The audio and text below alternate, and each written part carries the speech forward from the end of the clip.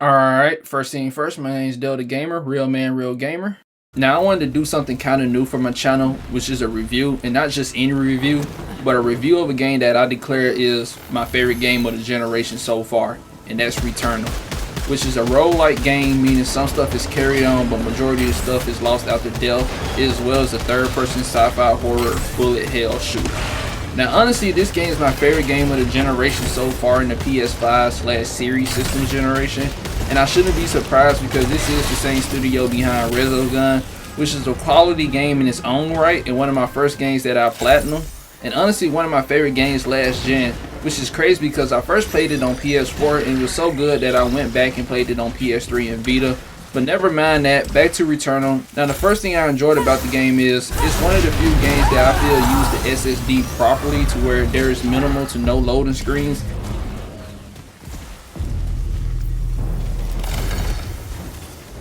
And if so, they are not visually shown or felt like in Star Wars Jedi Survivor or God of War Ragnarok, where if you're trying to progress somewhere, they'll make you wait at a door sometimes.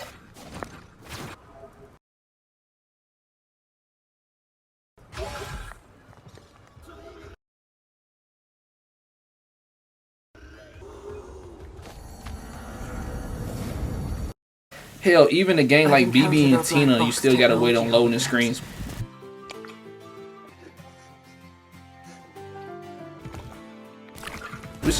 Which is crazy, outright absurd.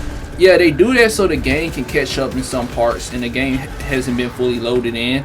But luckily this game doesn't do that, and I think that's what makes this game fast paced as well. Yes, you can roam around and take time to explore, or you can rush your way through, but if so, a loading screen wouldn't stop you from doing that. Now the second thing I enjoyed about this game, which I feel is the main component that kept me entwined in this gem, is the gameplay itself. Now I'm not really a sword guy or a blade type of person. Dealing with some of those games with just seeing footage from them doesn't really hit the spot for me. Now for instance, Ghost of Tsushima, many of the Souls games, or hell a game like Horizon Zero Dawn or Forbidden West, those games gameplay wise for the most part turn me off. Now there are games like God of War and the Jedi Fallen Order and Survivor games that do combat with no guns, great and entertaining. But a game like Returnal, which its main thing is finding a badass gun to wreck alien enemies, is a pleasant relief. Now do it give you an option to use a blade? Yes, but it's more for taking care of barriers that surround some aliens, terrorists, and environmental areas. So basically it's not even a secondary, more like a tool instead. Also, I don't like being close up on an enemy. I like to have some distance, so being that this game focuses on using projectiles as its main way to attack enemies probably is why I also enjoy the game as well. Also, a lot of these guns are great when shooting, just feel good to use and see go to work on enemies, with the controller as well playing a nice little part with the triggers and the vibration bettering the experience. Now my top two guns are the Hollow Seeker and the Carbine. Me personally, those guns alone, especially the Hollow Seeker, are top tier, hell even God tier, especially when you have an add-on. As you're able to see right here, this is where they're going to show the special abilities that is attached to each gun. So right here, as you can see, you got the modified sidearm, the pistol, and its special ability right now to shoot out a tentacle, basically a tentacle right here. And on the Spitball Blaster, it does a vertical barrage, so all the bullets going to be shooting in a line going from up to down. It'd be like 5 bullets in a row shooting simultaneously, and it's going to be vertical. So a lot of these, all the guns have special abilities that you can use on them, and with the right one, it would definitely complement the gun even more. Now I feel when fighting these creatures and having these battles, this game was low-key feel like a pattern some of a rhythm game. Just figuring out the pattern is another game within itself.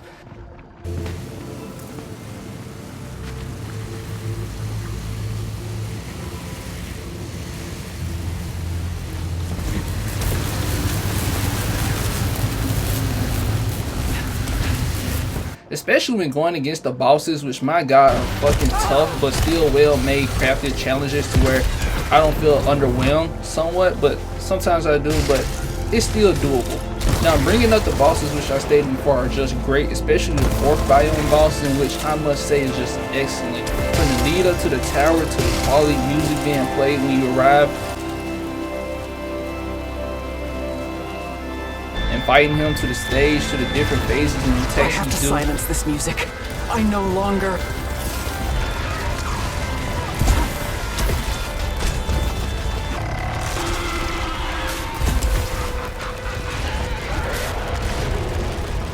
just fucking great. No other way I can explain it. Now, there was a couple things that I didn't like, and one of them was the main character. I thought Celine was boring, uninteresting, and downright forgettable. I honestly feel like this character was not well developed and was a default character they set there for the players to use, and was just a last moment thought. I mean, honestly, how many people are saying, man, my favorite character is Celine, or how many people can even remember her name? Just bad in my opinion. I think one of the reasons for that as well is the story. Now, just to be known, there are cinematic trailers in the game, but they are very cryptic and hard to follow, and as well as short scenes.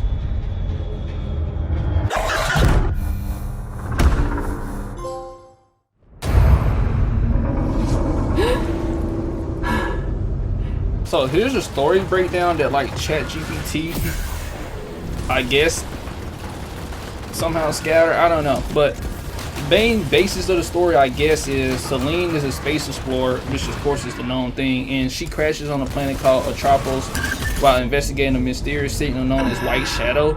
She encounters an alien race called the Xenoglyphs and learns about their advanced technology and their connection to the planet's cycle of death and rebirth. The Xenoglyphs are responsible for manipulating time and using it to restart the world repeatedly. Celine discovers that her crash landing on Atropos was intentionally planned by the Xenoglyphs and not a coincidence. Celine's goal becomes breaking free from the cycle and escaping Atropos. Celine also discovers the White Shadow signal and its connection to the Xenoglyphs, and then confronts an entity known as Ophion, the architect of the Atropos cycle. Celine defeats Ophion and serves the planet ties to the cycle, ending the eternal loop.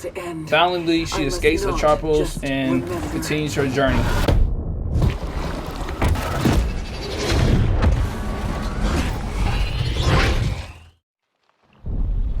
But yeah, the story is weird, bad, and somewhat entertaining. Now, the game did add another mode 1 year after launch, in which you can describe it as like an endless wave of enemies similar to zombies on Call of Duty, and it just keeps going until you die. As a quick note for this mode, this cannot be played in multiplayer, which all I can say is pretty dumb. But yeah, they did add multiplayer as well 1 year after launch, but it's only for campaign, and I guess it's okay. It's only up to one extra person, so the max is 2 people. I played through the story a couple of times with people, and it was pretty fun. Now, the last thing I did want to mention is the aesthetic of the game and the design. Every biome was well made and looked pretty good. The enemies were as well nicely designed. The bullets from every gun looked like fucking quality, fucking amazing, everything. Oh, one of the last things that tied this game up to be pretty fucking good was the sound effects and music. Man, I have admittedly looked up a good amount of songs from this game to be played around and about.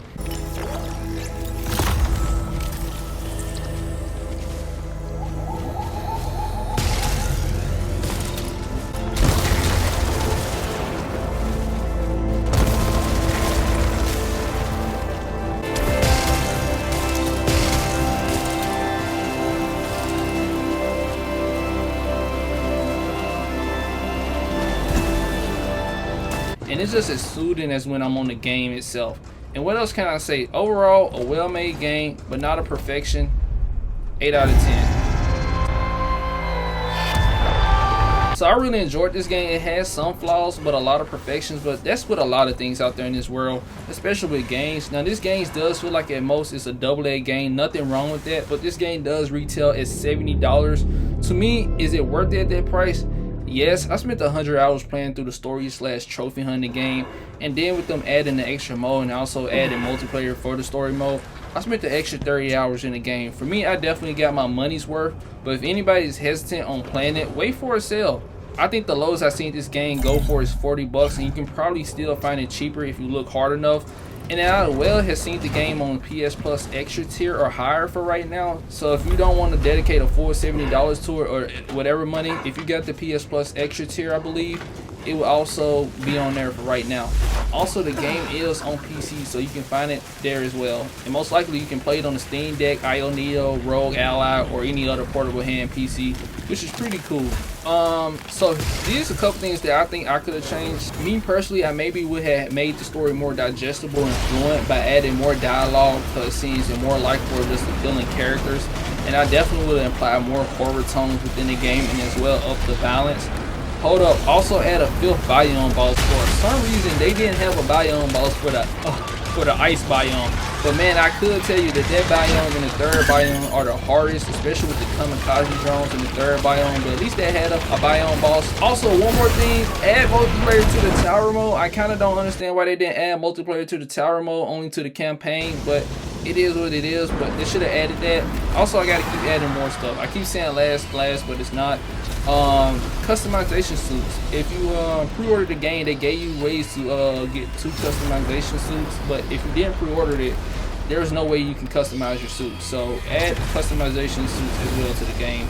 Also, let's customize the character to our liking. I know what you're saying, she's in a spacesuit, she's in space, how she's going to be able to breathe? Well, I'm pretty sure there's a mask out there or something you put on your that cover your mouth and your nose in one device. And if you put it over there, you'll be able to breathe underwater without having a full-blown oxygen tank with a mask onto your whole head. So if that can work underwater, couldn't it work in space theoretically? I guess not. Maybe the pressure would be weird. I don't know, but at the end of the day, it's just a game. So if they was able to add that to the game, you'll be able to see your character more. Also, so I left some stuff out of the review in which I hope you discover when you play the game. Like, for instance, the parasites that give you abilities or they can harm you, some of the ruins that you find, also some of the collectibles that help further the story and, you know, give you more information about the story. Hopefully you enjoyed the review. My name's Delta Gamer, real man, real gamer. Thanks for watching.